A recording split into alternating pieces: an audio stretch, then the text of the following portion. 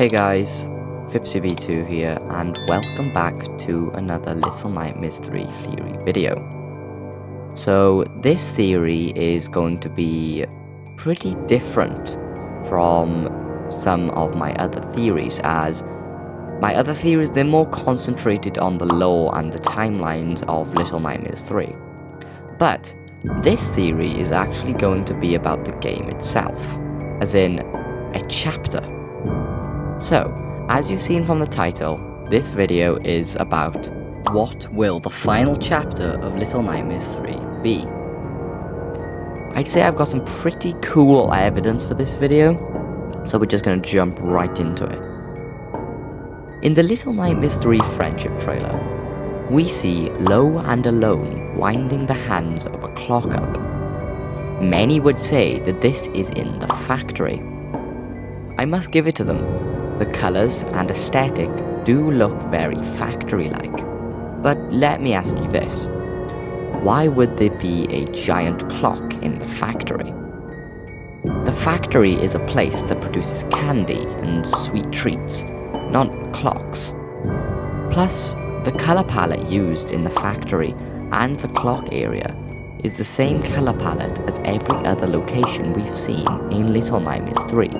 Besides the necropolis in the day. Low and Alone pushing the clock hands is probably a puzzle they have to do to enter a certain code or time. Maybe it's to do with getting a new area unlocked. Or could it be something more? Keep that in mind, I'll get back to it later. Anyways, I imagine that if the final chapter of Little Nightmares 3 was clock-themed, it would look something similar to the signal tower. I also believe that it would look like a warped and nightmarish version of Big Ben. Why Big Ben? Well, not only is it the most iconic clock in history, but the first ever candy factory was in Manchester, England. In 1820, a man named William Startup made the first ever piece of hard candy and called it American Cough Candy, in hopes that the recipe would make it to America someday. Where else do we see a candy factory? That's right, in Little Nightmares 3. Therefore, it wouldn't be crazy to presume that Little Nightmares 3 has heavily taken inspiration from British history, meaning a Big Ben location in Little Nightmares 3 makes perfect sense.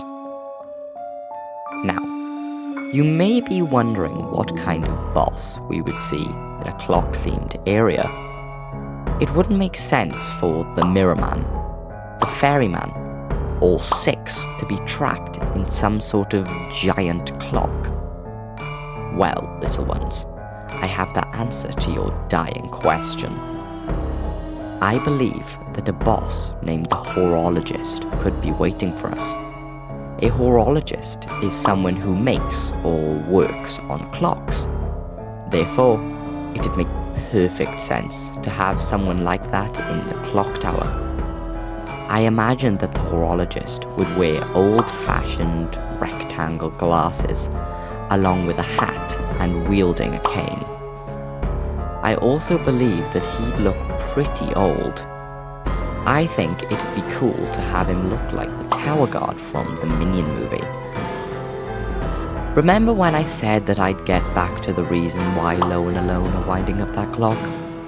Well, I think that if Little Nightmares 3 was the final game in the franchise, and it were to end on a positive note, that clock would be used to go back in time and to stop the time loop, saving Mono, the runaway kid, and many more children.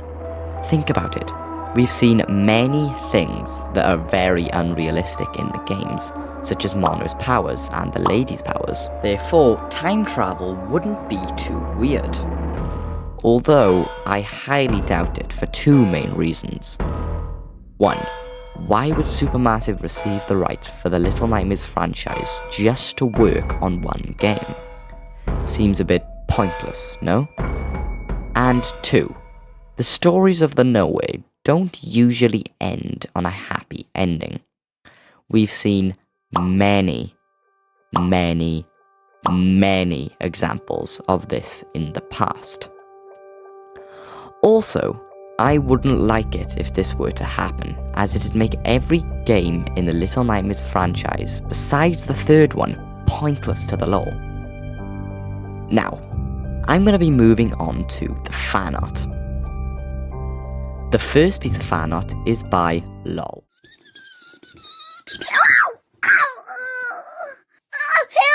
Help me! I think I might have broken my legs. Oh my god, are you okay? Do I look okay? No. It's true. Okay, I'm gonna get you. Come on. Done. Oh yes, so much better. What have you done? You just covered me in toilet paper.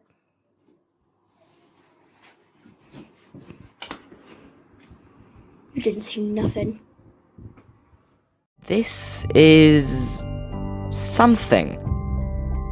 If you guys couldn't tell from the amazing acting, this is from one of my old videos.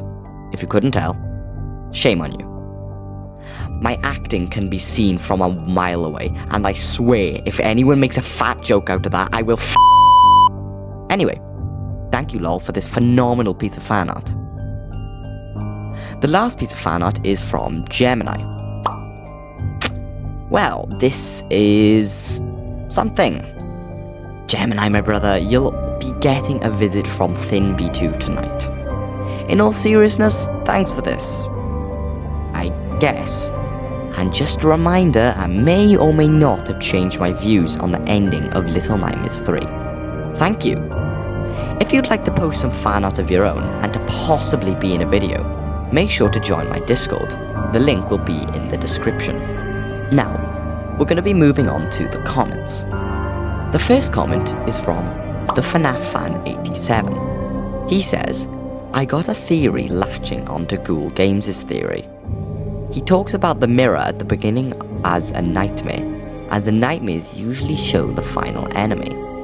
Also, the description of the trailer, it says, you look at your friend and you see a perfect reflection of your own terror. It most likely means that they both have the same look of fear, but it could mean that you literally see a reflection of yourself in the other character.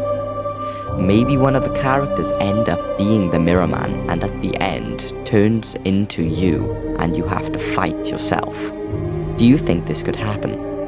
I do think this could happen. I really, really do. It makes perfect sense. The developers of Little Nightmares, especially Bandai, are giant fans of foreshadowing and are very careful with their words. I would love for this idea to happen, and a final boss fight between you and your friend would be incredible. Thanks for your comment.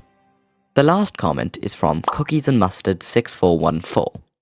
He says, I've had a theory for a while now that both Low and Alone would kind of have their stories end in irony. Low is described as wanting to search for an exit from the nowhere, while Alone is more curious about the inner workings of the nowhere and wants to know more about it. So, a possible ending could be that the two end up getting separated. Alone gets sent back to the real world, never being able to find the answers to the questions she so desired. Low, on the other hand, would be trapped in the nowhere, never being able to escape. Maybe the split could happen because of a falling out. Anyways, that's my guess as what the ending may be. I am in love with this theory, and it fits so perfectly with the twisted world of Little Nightmares. It would be exactly what the developers would do. The one that wants to leave stays, and the one that wants to stay leaves. It makes perfect sense. This is definitely one of my favourite theories someone has ever left on one of my videos before. Thank you so much for your comment. Make sure you leave your theories in the comments down below for a chance to be in the next video. So guys, as I said at almost every Little Nightmares theory video, this felt really short.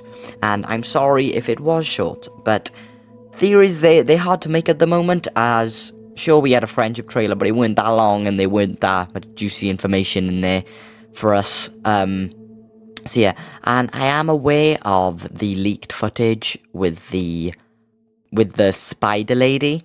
I won't be making any theories or anything about that as it was leaked, and I don't want to make the developers days worse, I guess you could say, because I don't think they really wanted that to get leaked. I think they wanted to, you know, I think they wanted to release it when they were ready, like make it a surprise. So I'm pretty sure they're pretty sad about that. But yeah, that's the reason why theories are a bit slow. So yeah, I hope you enjoyed this video. Make sure to like and subscribe if you enjoy my content, and I'll see you guys in the next one. Bye bye.